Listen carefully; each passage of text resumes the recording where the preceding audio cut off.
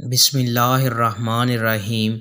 سیدنا عبداللہ بن مسعود رضی اللہ تعالیٰ عنہ سے مروی ہے کہ رسول اللہ صلی اللہ علیہ وآلہ وسلم نے فرمایا، مجھ سے پہلے اللہ تعالیٰ نے جس نبی کو بھی کسی امت میں مبعوث فرمایا، اس کی امت میں سے اس کے حواری ہوتے تھے جو اس کی سنت پر عمل کرتے تھے اور اس کے حکم کی پیروی کرتے تھے۔ پھر ان کے بعد نالائق لوگ ان کے جانشین بنے، جو کہتے وہ تھے جو کرتے نہیں تھے، اور کرتے وہ تھے جس کا انہیں حکم نہیں دیا جاتا تھا۔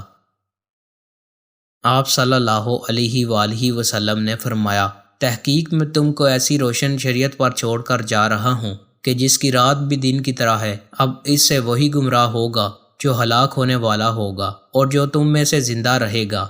پس تم میری جس سنت کو پہچانتے ہوگے اس کو لازم پکڑنا، پس تم اس پر سختی سے قائم رہنا۔